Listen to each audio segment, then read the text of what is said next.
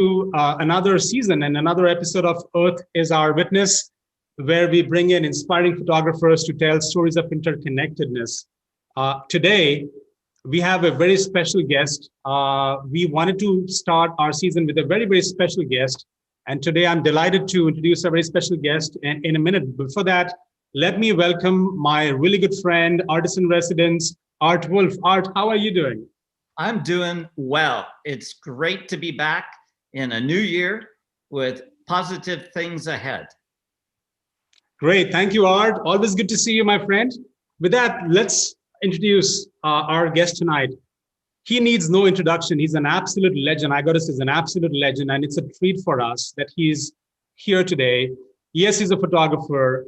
Yes, he's associated with the National Geographic as our explorer in residence. He's also a scholar, a writer, a filmmaker, and I can go on and on. In addition, he's also a world famous anthropologist. And above all else, he's a fantastic storyteller. With that, let's welcome our dear guest today evening, Wade Davis. Wade, welcome to Earth is Our Witness. Thank you very much, Parimal. It's great to be with you both. I'll pull up this screen here and we can get going. Yes. It's just an absolute joy to be with you both. As you talk about Wade, I just want to remind everyone, the topic tonight is a really interesting topic, especially in these times, and it's based on your book called The WAYFINDERS. And the topic is about, yes, the world cultures, the indigenous world cultures, but more importantly, how the ancient wisdom that they have taught us and practice still applies to our modern times. Well, it's also, this idea of, why ancient wisdom matters in the modern world was a subtitle that someone put on that book, an editor. And it kind of, I wasn't that pleased with it because it sort of suggests that these cultures are somehow vestigial, as if they're, fading away, as if they're failed attempts at being modern. Nothing could be further from the truth. In every case, these are dynamic peoples being driven out of existence by identifiable forces. And what they represent are the multiple voices of humanity. And if there's one message of anthropology, it's that every culture's got something to say, each deserves to be heard, just as none has a monopoly on the route to the divine. And I, as a photographer, I think of myself less as a photographer, particularly because I'm surrounded by people like Art Wolfe and the legends, Franz Lanting and Chris Rainier. I'm really an old Irish storyteller who uses multiple media to tell stories. I write books, I make films, I give talks, and thanks to the blessing that I've had to be around photographers like this constellation of stars, I've learned so much about this remarkable art. And, when I try to tell people about photography, the first thing I say is deconstruct the word. Photography means to write with light. That's the most important thing. Here, monks in natural light in a monastery in Solukhumbu in Nepal, or here in the expanses of the Arctic, a photograph taken 3 a.m. on Baffin Island in this sort of eternal light of the midnight sun. It seems to me that photography is fundamentally about light composition, and as I used to say at the National Geographic, F8 and be there. Put yourself in the way of beautiful opportunities. This is a funny photograph taken. Chris Rainier, who's my partner at the National Geographic for more than a decade, and Chris is a great photographer, but he's also an inspired teacher and a very generous photographer. And Chris and I found ourselves at this very well-known Shinto shrine outside of Kyoto, which is normally overwhelmed with tens of thousands of visitors. And we went to try to photograph it, and then this magical moment happened. These 2 women in traditional kimonos suddenly were there, and there was no one in front of them, no one behind them. Chris and I rushed in, grabbed this shot, and looked at each other and said, okay, let's go get a beer. That's it, we got it. Or here in Varanasi, I learned from Chris to anticipate the moment, that decisive moment that Cartier-Bresson spoke about. I saw this Hindu sage, but I saw coming up the street these 2 women enshrouded, right? And I just got myself there. And what makes this photograph to me is the fact that you can actually see the slit of their eyes, as they walk by, this sort of symbol of the 2 worlds of India coming apart in the sacred city of Varanasi. Can And I just make a comment? Wait, if you go back, can I make a comment? I'll tell you what I saw. When you said the two worlds, in addition to the Hindu and the Muslim, there are those two worlds in India on the same street. There are other two things happening. The two women, girls are two, collection of two. I also see the hands of the gentleman are two. So it's a lot of two coming together is what I see. It's a very interesting image. It well, is. one of the things I think when we do photography of indigenous people, if you will, we sometimes get confused by their exotica, and I don't go out to take photographs of the exotic. I go to try to celebrate this essential message that, the other peoples of the world aren't failed attempts of being modern. Every culture is a unique answer to a fundamental question. What does it mean to be human and alive? And when they answer that question, they do so in the 7,000 voices of humanity. And I've spent all my life with indigenous people since going to Columbia when I was 14. And so I embrace people very much on a human level. And so when I look at a photograph, it's not the exotica that intrigues me, it's a photograph itself. It's useful if you see a photograph of, say, an exotic costume, tear off the costume and ask if it's still a good photograph. Here, I love this photograph taken along a song line in Northern Territory in Arnhem Land, because there's a kind of eroticism to it. It's almost like Mapplethorpe could have taken this photograph of these young boys, out looking, seeking their way into dreamtime, if you will, following the song lines. Here's a lovely photograph in the Gamp people in West Africa, in Togo, in the great ceremony, the revelation of the sacred stone, 6,000 people, a 6-month ritual. But here was a case where Chris and I were like, Chris and I are like wet at the hips when we photograph together. It's kind of like Carol and Angela Fisher and Carol Beckwith. The reason I got this photograph, Art, is because Chris was right to my right, photographing the same subject, catching her eye, and that allowed me to come in and do that dance that he taught me to do, get in and get out. And it becomes a much more interesting photograph, particularly with the two shadowy figures in the background. Yeah, I gotta jump in now. I love this image as well. I love how she's in front of that grayer wall, and then you've got these shadowy figures in the background, and there's such a beautiful play between the three, and the light and the focus distinguishes one from the other and gives this image great depth. And the very fact that she's so close but not engaging you is also a nice way. We're almost like a candid moment looking into this world. And go back to the last shot really quick, because I didn't want to jump in, but the thing that I love about this image as well is the lines, the line of the second boy's body, and there's a slight S-curve, which is mirrored by the lines within that overhang cliff. And then there's the other thing, and these are just minor points, but they connect the image and bring the image together. The shape of that, the front boy's shoulder and arm, and the way his forearm leads to the second boy's arm, all those lines interconnect and bring harmony to the image. Okay, you can move on. I had to say that. And I was going to say, in this image here, my love of Africa, my first book was a celebration of voodoo. And one thing I'm always trying to do in West Africa is to say, ask the obvious question, how do we possibly think of voodoo as a black magic cult? I mean, you ask yourself to name the great religions of the world, what continent's left out? Sub-Saharan Africa. Voodoo is a foreign word from Dahomey. It means spirit or God, and the richness of the African religious traditions distilled in the New World in this remarkable democratic faith of voodoo, in which the individual not only has direct access to the divine, but actually becomes the God. Haitians always say, you white people go to church and speak about God. We dance in the temple and become God. And so I'm always in Africa trying to reveal the inner beauty and elegance. And the reason this woman has these dolls is that in Africa, only twins are eternal. Only twins do not complete the cycle of life, death, and rebirth that leads to spirit possession. And therefore, twins must be kept in the lineage. They must be bathed. They must be fed every day. They, of course, have the right to go to sacred ceremonies. And again, I think that one thing, I studied photography under a great photographer, Todd Papageorge at Harvard. And it was funny because all the other students were professional photographers in the making. I was the worst photographer by far, and I only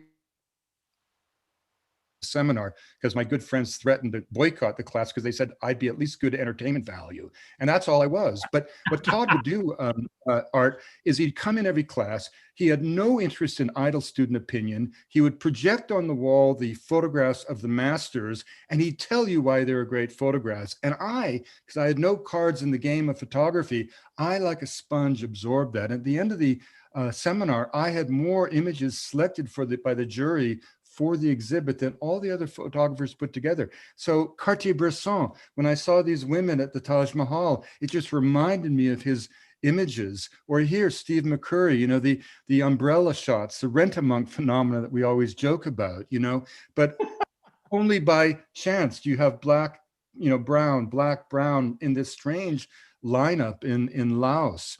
Or the other great thing that Chris turned me on to was Robert Capa's remark, if you don't like your photographs, get closer. And Chris taught me to get in and out of a scene with grace, you know, and love, empathy, always love and empathy.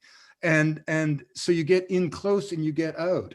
This amazing kind of, you know, monk on, you know, in Mongolia, in the sacred Nadam ceremony, the horse races, but here's the iron horse of contemporary life. Here's another amazing thing about photography. Art, this photograph was taken on Bodoluna in the extreme eastern reaches of the Kula Ring off of New Guinea. We sailed upon the Kula Ring from the Solomon Islands and Vanuatu, came onto this little islet, and I think this girl would never have been the subject of a photographer's zeal. And yet look at her. She could be on the cover of Vogue magazine, a certain kind of just a grace that comes to certain people when this dynamic interaction with the camera. Go back to that, go back to the last image. You know, This what one? really works for this, and I mentioned this on an earlier photographer's work, is what's beautiful about this is the three people are all looking a different direction, which brings a balance to the image. And then the gal that you're singing the praises of, her confidence is exuding forward, but her head is slightly tilted, her eyes bring you back. And all of that then, all those different angles give beautiful nuance to this image. And graphically, it's like we're peeking again into their world. And had they all been staring at you, it would be a very, very different experience. Exactly. And, you know, this was a little islet, 20 families, barely a meter above the level of the sea, you know. And the other thing that I learned from Chris was to anticipate the moment. I saw these beautiful boys, you know, at this great site outside of Agra. And, you know, men in India are constantly holding hands, but Yes. I think these were lovers, you know, because there's something so deep in their relationship. But I followed them all around and I wanted to photograph their love. And I knew they were going to get to this exit. I could just see them get. So again, I got there before them and just was there for that moment. Or the similar thing here, very different world, Northern Territory, a kangaroo fire drive. And I wanted to photograph this man's Union Jack shorts for one simple reason. As recently as 1902, it was debated in Parliament in Melbourne, Australia, as to whether or not Aborigines were human beings or not. As recently as the 1950s, ranchers had quotas as to how many abos could be shot with impunity who so-called trespassed on the ranches. I wanted a photograph of these pants, right? And I saw that we were coming up through the bush, and to get to where we were going, this opening was where we were all going. So I raced around the other side and just waited and shot after shot after shot of everybody coming through this moment. Wade, actually, if you go back, Wade, by the way, we are doing great on time, so we can slow down. We're doing fantastic on time. Did you just say, so I'm tracking, did you just say that not too long ago, Aborigines were not considered humans and literally how many you could get? Can you tell us more about that? It's fascinating and disturbing in some ways. Well, one of the real points that we try to make in celebrating the wonder of culture is that the world that we live in is just one model of reality. And the other peoples of the world aren't failed attempts to being us. Every culture is a unique answer to that fundamental question.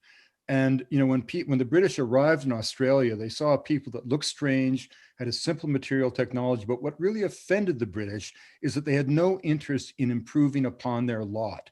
And because progress and improvement and moving forward in time was the ethos of Victorian life, the British, in their inimitable way, concluded that the Aborigines weren't human at all, and they began to shoot them.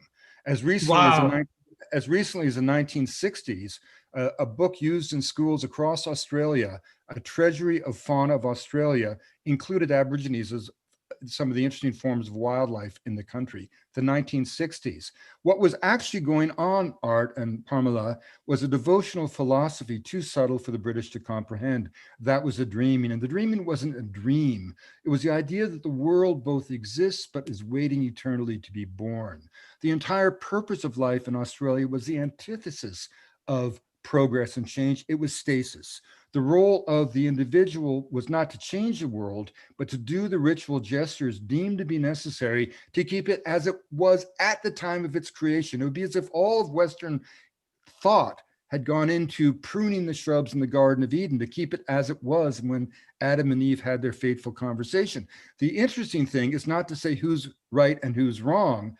Had we followed that devotional trajectory, we wouldn't have put a man on the moon. But on the other hand, we wouldn't be talking about climate change and our capacity to transform the biological and physical foundations of life on planet Earth. So every culture has something to say. Each deserves to be heard.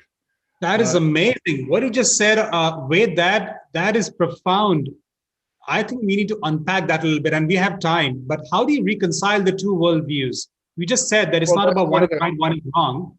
Well, it's not about trying to reconcile them. I don't want to be Aborigine. I don't want to be an Aborigine. They don't want to be me. It's about finding a way that we can all live in a multicultural, pluralistic world in which all people benefit from the best of modernity without that engagement demanding the death of who they are as a people. The question is, what kind of world do we want to live in? Now, look, the way that we live is not outside of history and culture. It's a product of both. For 300 years, we've been eating the ancient sunlight of the world. Our way of thinking, powerful as it is, ubiquitous as it is not the norm, it's the exception. The idea that the earth is deanimated by Descartes, that myth, magic, mysticism, metaphor has no place in life, that the world is just a stage upon which a human drama unfolds alone. That's how we think of it. As Saul Bellow said, science makes a house cleaning of belief. And so we see a mountain, it's a pile of rock. We see a forest, it's cellulose and board feet. All other peoples almost in the planet base their relations with the natural world on something different, not an extractive paradigm, a reciprocal paradigm in which human beings are owed the bounty of the world, but in turn they owe the world their fidelity. So a mountain becomes a deity. A forest becomes the abode of spirits. And the critical thing, again, it's not who's right and who's wrong, Parimal. It's how the belief system mediates the relationship between the culture with profoundly different consequences for the ecological footprint. And we'll talk about that in a moment when I show you an important image from Peru. But this is the whole point of that phrase. Why does ancient wisdom matter in the modern world? Because the very existence of all of these cultures, with all their visions of life, all their different intuitions about the nature of being alive, the nature of the spirit realm, their understanding of the forest, puts the lie to those of us in our dominant society who say that we cannot change, as we all know we must change the fundamental way in which we inhabit the planet. Wow. Okay, Wade, I was going to say at the end of this, we got to go on a trip together because virtually everywhere you've just showed, almost everywhere I've been, and you've got great, great photos. And I thought, this could be a buddy trip. But my God, I'm so you're so over my head on your eloquence and your thought processes. I think I'd just sit there on a log drinking tequila and just. Oh, come on, man! You'd be my wingman, just like I was Chris's wingman. I mean, come on. Can I come along too? And I'll tell you, here's what I'm going to be doing. I'm going to be recording Wade. Yeah. No, hear me out. I'm going to be recording Wade and listening to it 3 times till I get it. But again, I think that gets back to this idea, that Chris Rainier is like, I love that guy so much. And, you know, what he taught me about photography, and, you know how some photographers get covetous about their images, they get nervous with it. Chris would let me just sit beside him and watch how he took an image. And I learned that way, just like I learned from Todd Papageorge. And you know, what I was able to bring to with Chris, that was our partnership, was this deep understanding of culture, you know, a kind of scholarly understanding of the wonder of what anthropology means to the world. And we can talk about that in a moment, which is very, very important. And so a lot of the, you know, in a way, Chris equipped me to get images, although this happens to be an image I took before I even met Chris. But by going deep into these cultures, you have these moments that are accessible only to those who do. In Haiti, for example, I became the first outsider ever initiated in the Bizango-Champuel secret societies. I mean, these societies were so feared that when I wrote National Science Foundation grants to study them, the evaluators gave me the money, but with a caveat that I had to be told that I'd be killed if I tried to enter these societies. But I didn't think that was true, and it wasn't. But this photograph of a voodoo acolyte in the mud baths of Plaine du Nord, the idea that just by entering the mud and emerging transformed is to become taken by the spirit. But in this case, I just saw this stunningly beautiful woman literally coming out of the earth. And it was just an element of eroticism on top of the spirituality, which is so perfectly Africa, where there's no separation between the sacred and the profane, between the mundane and the spiritual. You know, people walk in and out of their spirit realm with an ease and impunity that astonishes the ethnographic observers. And again, go back. Yeah. You got to take a breath once in a while so I can jump in. It was this book of yours.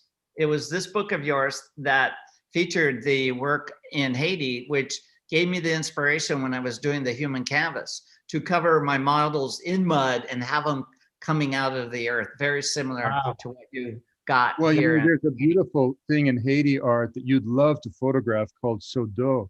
It's a sacred pilgrimage where the acolytes, the belief is that Dambalawedo, the serpent god, is also the source of the falling waters. And as the rainbow was created by the waterfall, Aida Wedo, being the rainbow goddess, he fell in love with her, and their love entwined them in a cosmic helix from which life was created.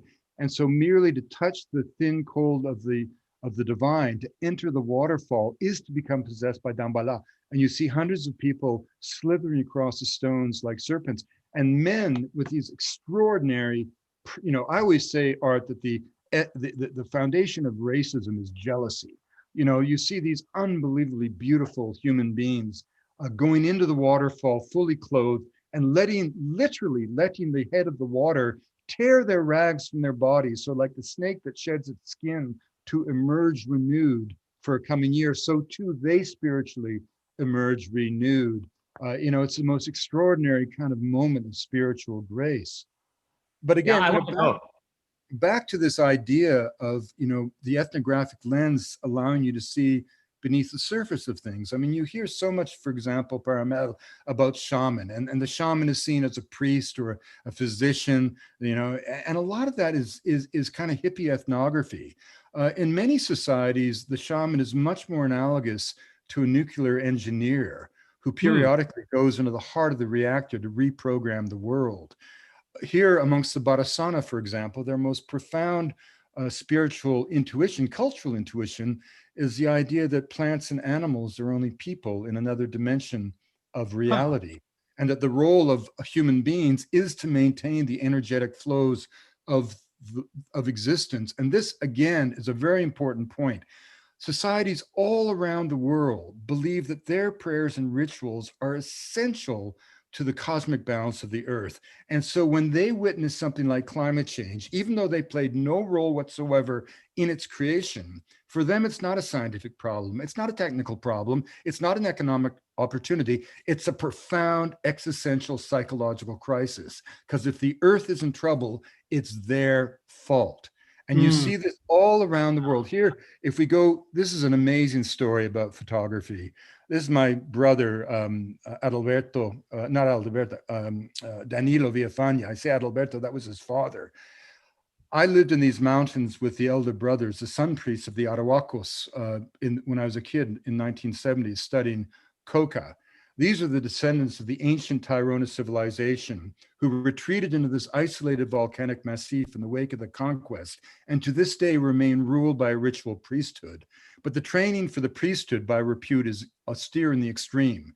The acolytes are taken away from their families at the age of 3, sequestered in the shadowy world of darkness for 18 years as they learn the values of the society, which includes this idea that their rituals maintain the balance of the earth. And then they're suddenly taken out by the priest who has trained them and taken on a journey to the heart of the world, from the village to the ice, from the ice to the sea, from the sea back to the ice. And the priest who has trained them says, you see, it's as I've told you all these years, it's that beautiful.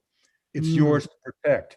Now, that was almost a fable in anthropology because it had been reported in the 1940s by Reichel Domatov, the great Colombian anthropologist, but he never saw a journey to the heart of the world.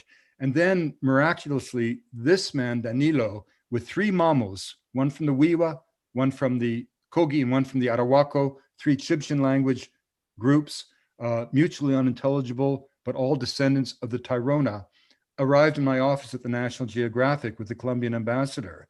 And Danilo was their political spokesperson.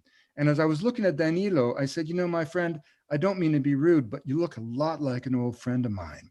And I pulled out a copy of an old photograph I had taken in 1974 and showed him the photograph of his father, Adalberto. And I said, Danilo, you may not remember, son, but when you were an infant, I carried you on my back for weeks with your dad up and down the mountains. And his father had been murdered by the paramilitaries. And this created a instant bond between me and Danilo that was just unbelievable. And based on that, Danilo allowed us to go back and not just accompany a journey to the heart of the world, but to make a film about it for the National Geographic. In the middle of that film trip, we got nearly kidnapped by the FARC and had to escape literally in the middle of the night, led by Rogelio and Danilo through these sort of tracks up into the highest reaches of the mountains. Wow. But based on that serendipitous moment, I've become almost, so close to the Arahuacos that I was with Colombian President Juan Manuel Santos on his first visit to their main village. At their request, I had caught a ride on the presidential plane. And as President Santos, this wonderful man, the father of peace in Colombia, as he was introducing his party, and he got around to me, and he was very generous in his remarks about me. But he was interrupted by one of the mamos, one of the sun priests, who said, "No, Presidente, you don't have to tell us about that guy. He's our ambassador in Washington." Wow, that's so that wonderful. So finally, I want to, this is the last image I've got, you guys, in this, and we can then talk about general things. But this idea of viewing the culture through the lens of the camera, but through the anthropological lens and from the inside out, if you will. This is a very rare photograph taken during something called the Movimiento. And outside of Cusco, in the community of Chinchero, a very traditional community, once each year, this extraordinary event happens where the fastest boy in every hamlet is given the honor of becoming a woman. And he's given the clothing of his mother, becomes a Huaylaca, which in Quechua is a pejorative term for a woman who does not look after her family well. You can see here with the yellow balloon, the young Huaylaca to the left of the frame on the ridge here. And the Huaylaca must lead all able-bodied men on a run, but it's of the community lands. And the community lands, the perimeter of the run is marked by these holy mounds of earth where the Huaylaca must spin to bring the vortex of the women to the mountaintop, where coca is given to Pachamama, libations of alcohol to the wind.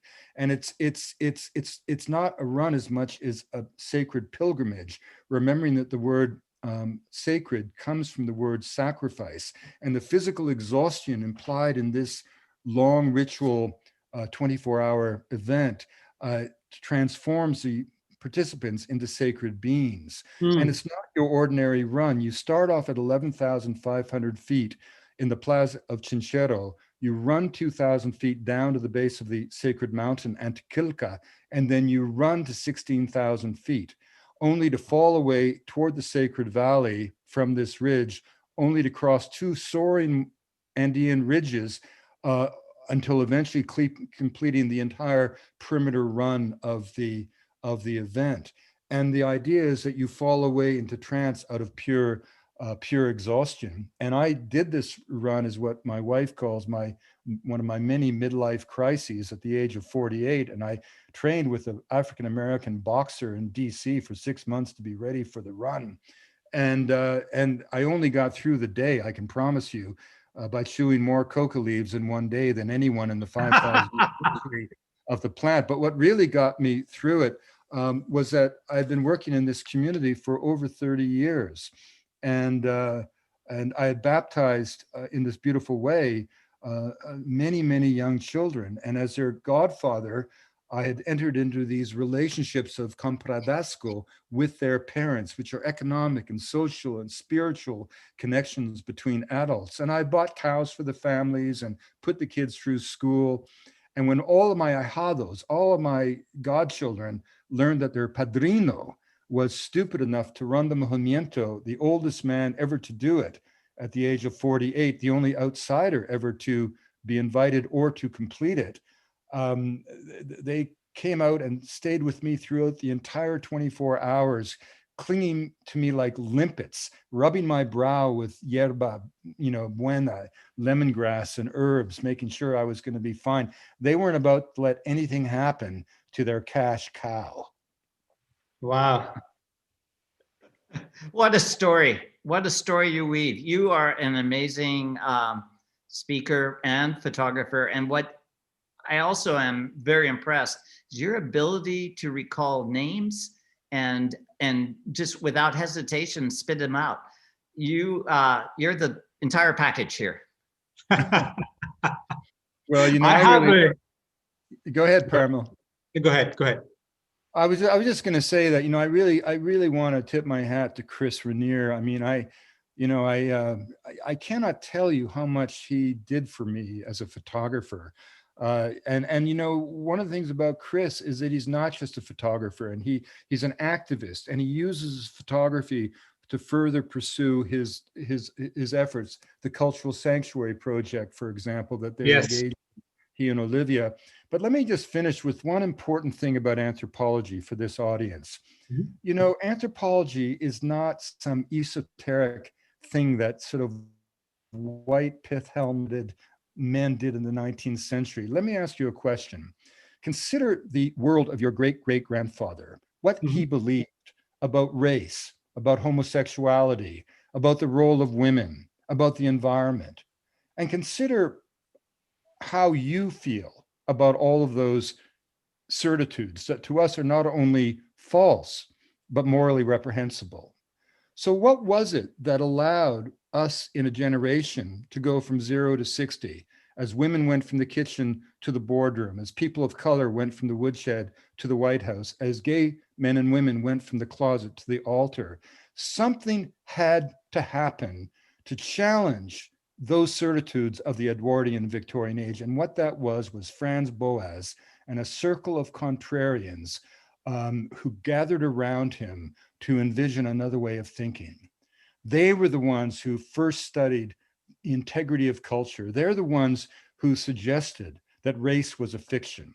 They're the ones who said that gender was fluid. They're the ones who said that, let me put it this way. If you think it's normal for an Irish boy to have an Asian girlfriend, or if you think it's normal for a Jewish a girl to find solace in the Buddhist Dharma, or if you think that two men or two women can be good parents and raise good families in houses as long as there's love in the family, and if you really do understand, as we now know from genetics, that race is an absolute fiction, that we're all cut from the same genetic cloth, yes, that we all share the same sacred endowment, that all of humanity is one interconnected and complete whole. If you believe all that, you're a child of anthropology, because it took their ideas to shatter the orthodoxy of Edwardian life. Boas ranks with Einstein and with Darwin and with Freud as one of the four great pillars of intellectual thought and modernity. And anthropology was always about activism. The purpose of anthropology, Ruth Benedict said, was to make the world safe for human differences.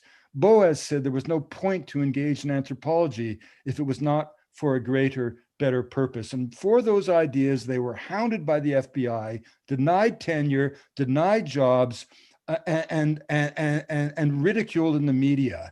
And yet that cadre of individuals gave us the world. We live in the social landscape of their dreams. And that's why anthropology is important. It allows us to look beneath the surface of things. Anthropology is the antidote to the Proud Boys and Donald Trump and nativism. Anthropology is the lens that has now been reinforced by genetics. Cultural relativism was just an intuition.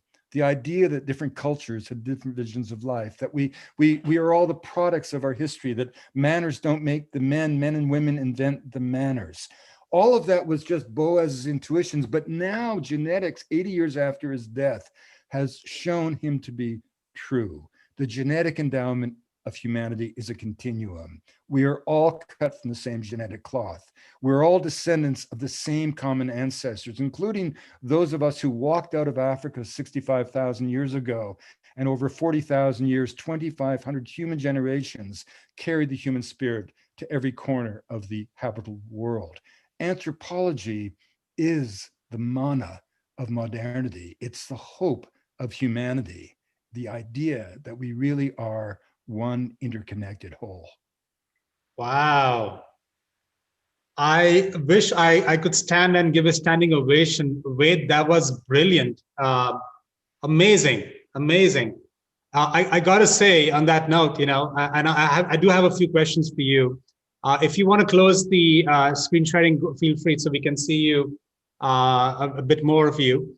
That is actually the reason what you just said right now is why Art and I started Earth as Our Witness, is because we do believe very fundamentally that we live in a very connected world.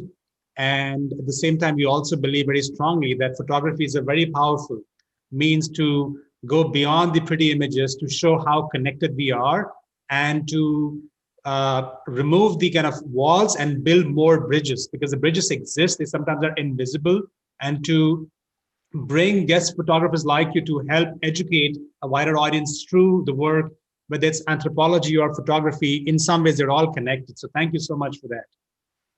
Well, yeah, I'll just say one more thing about photography that I've really found so exciting is the democratization art of photography. You know, when we've all started out with our big heavy duty single lens reflex film cameras, we were kind of anomalous, right? And as Susan Sontag said, you know, photography was an aggressive act of non-intervention. You know, we shot film, we took pictures, you know, we put these massive devices in front of our heads like some kind of weapon, you know.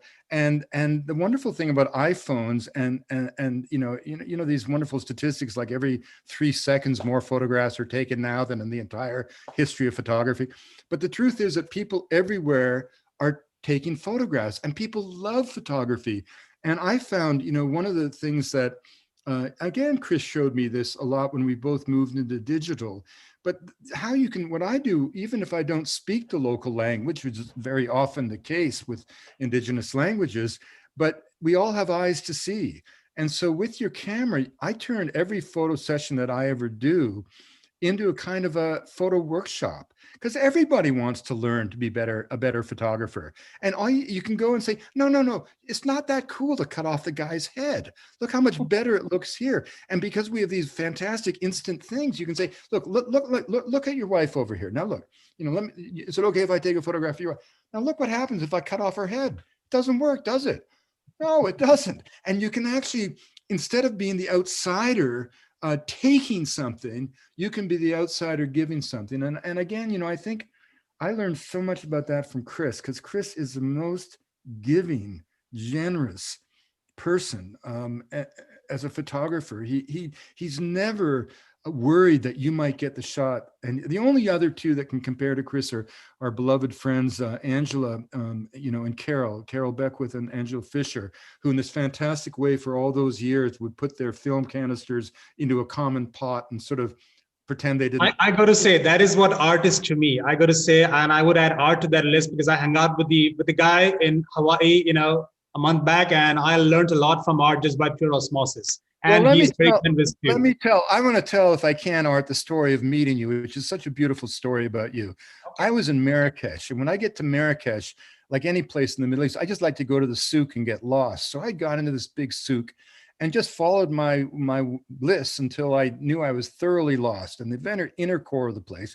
And I came upon this fantastic blacksmith scene, you know, dozens and dozens of fire and the iron and the sounds and everything. And I went in and chatted people up in French, and I started taking photographs. And I kept thinking, Jesus, you know, these are the coolest people. They don't mind at all that I'm here with my camera. They're so welcoming and generous. It's like some other photographer was just here warming them up and, you know, enveloping them in love and just getting them ready for me. And then I turned the corner, and who do I run into? Art Wolfe. And he was the guy who had done that.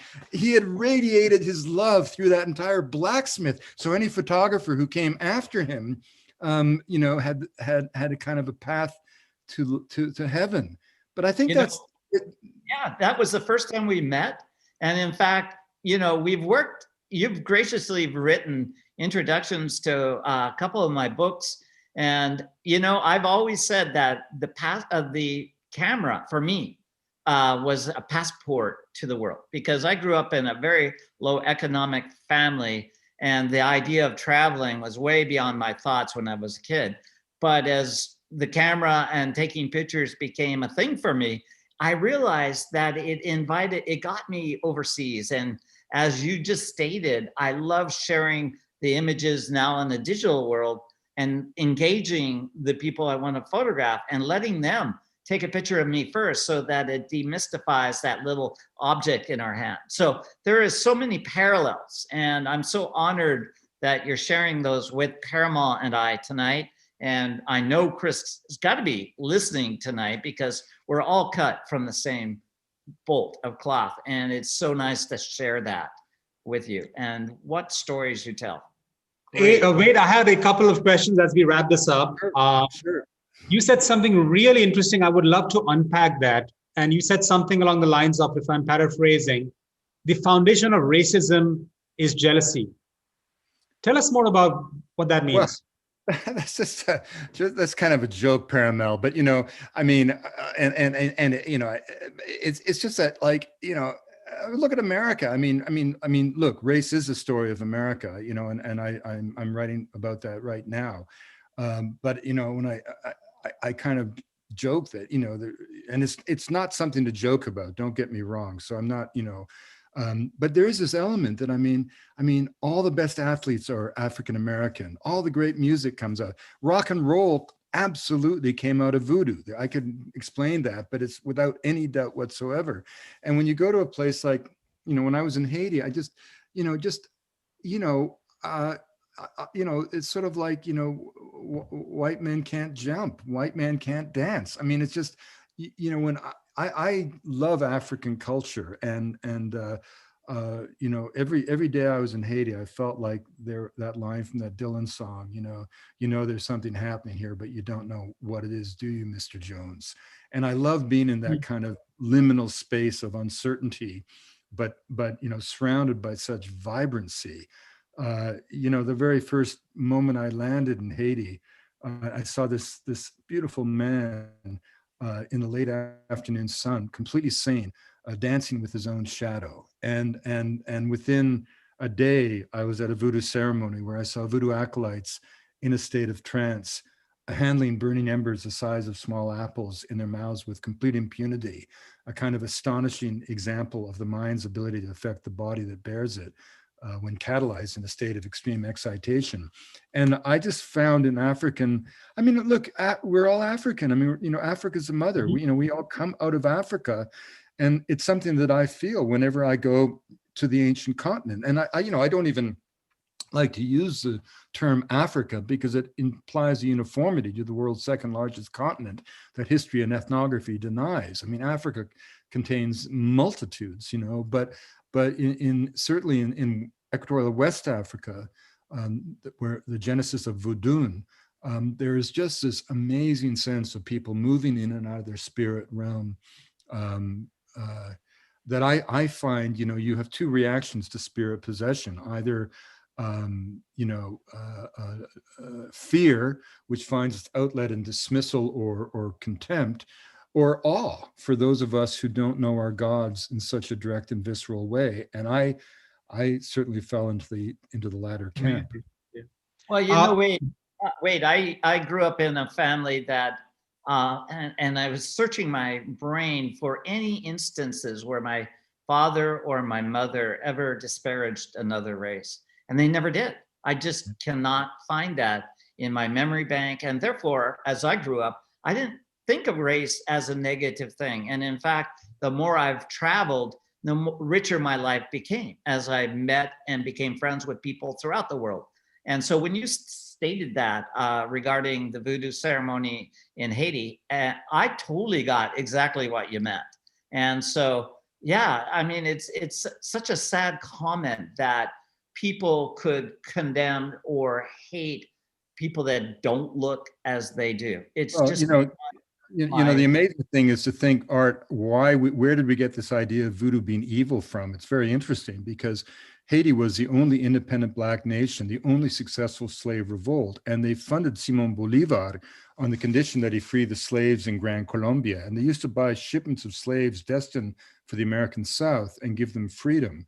And the U.S. Marines occupied Haiti in the 1920s.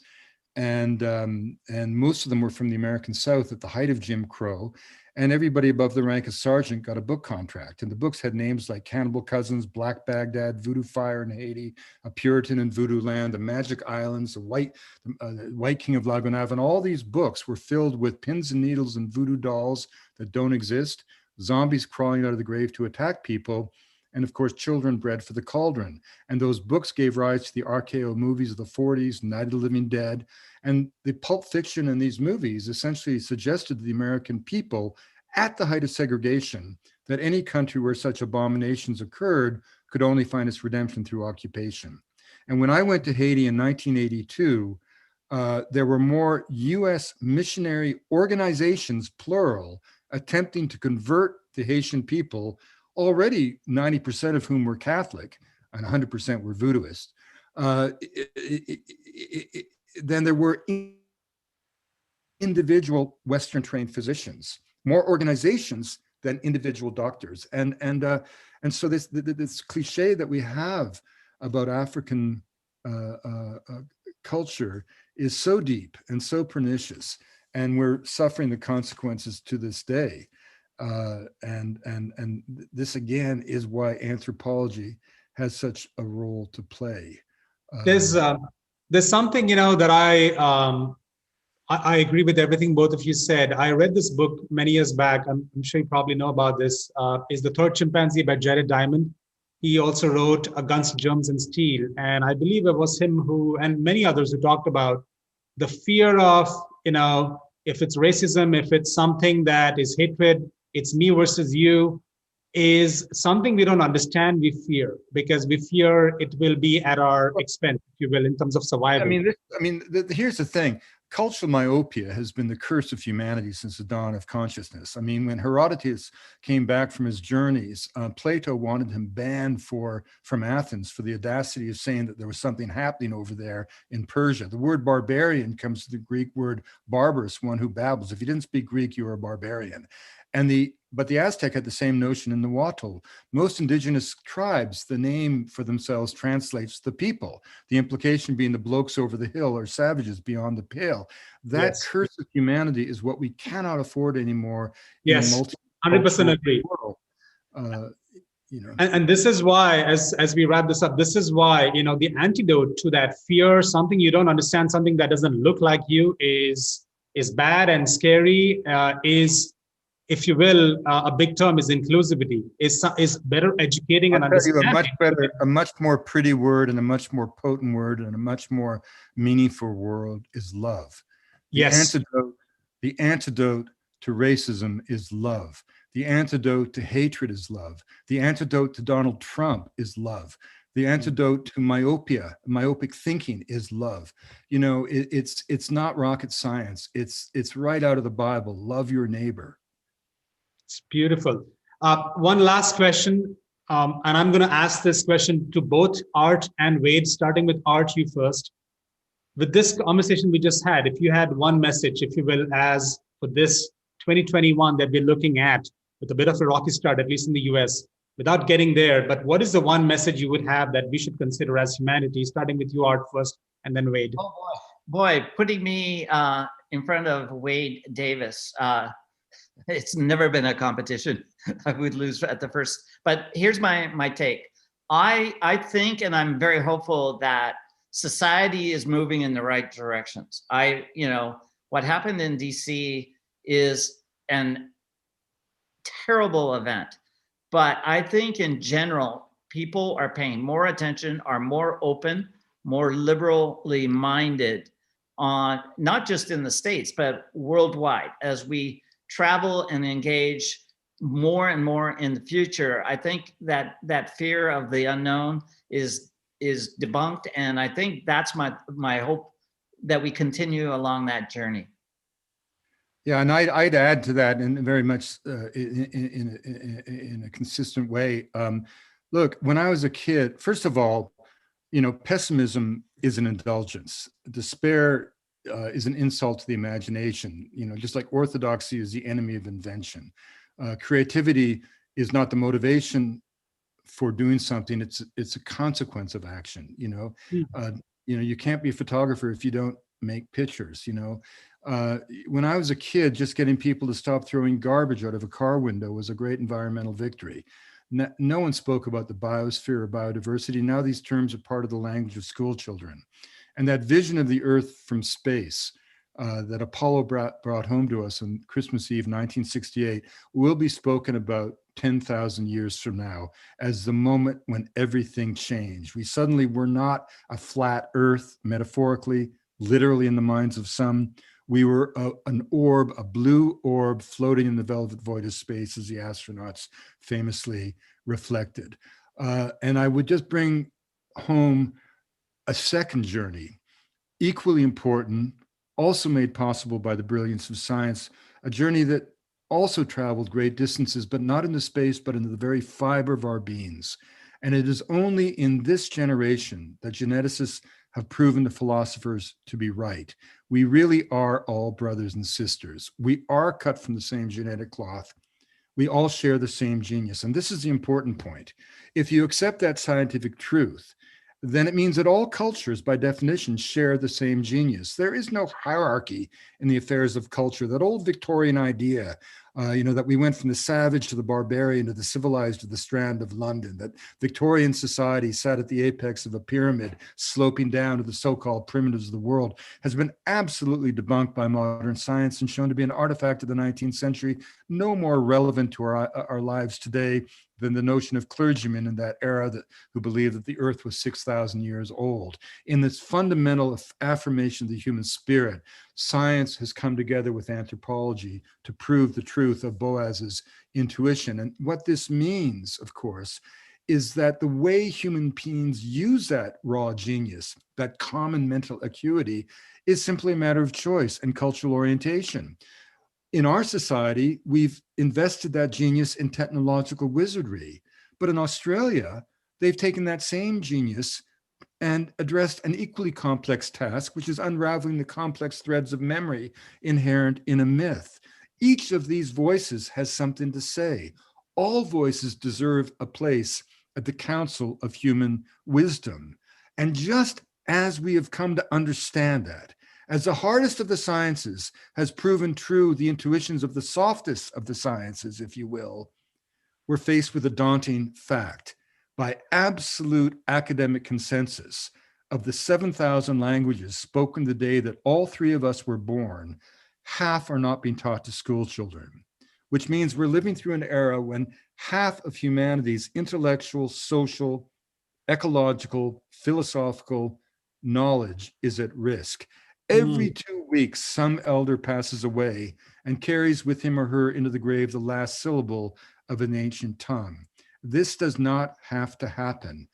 These societies are not failed attempts at being modern. They're not drifting away from history as if they've been unable to keep up. In every case, these are dynamic, living peoples being driven out of existence by identifiable forces, industrial, ideological, political. And that's an optimistic observation to end on, because if human beings are in fact the agents of cultural destruction, we can be the facilitators of cultural survival. And that is what Chris and Olivia are doing with cultural sanctuaries. That's what I do with every word that I write in every book that I publish. That's what Art does with his photography. That's what all of our friends in the creative arts are doing. Carol and Angela, you know, Franz, and I mean, I could go on and on. We're all the poets of the ethnosphere. We're all the dreamers of a better tomorrow. We're all the ones who are saying that we really do believe the truth of the revelation. All of humanity is one single, beautiful, interconnected whole. Wow. We have no more words. That's just too fitting, and you've got to let that sink in. You're going to let that sink in. Wade, thank you so much. We would love to have you back. I know you came up with a new book, Magdalena, River of Dreams. Everyone, I would love for you to consider Wade's new book. And Wade, we would love to have you back to talk about that book and that project as well, if you would be open to it. Of course. And Wade, how can people get that book? I mean, it's everywhere. It's Amazon, all your local bookstores. You know, it's an important book because it holds a mirror to all that is good about Colombia, and the enemy of the peace process is despair, pessimism, negativity, and the fortunes of peace lie in the realm of hope. Okay, thank you Great. so much. Thanks. Okay, God bless y'all. Lots of love. Thank you very much. Thank you, Art. Thank you, Wade, and thank you to our audience. Love this, and we will see you soon. Thank you.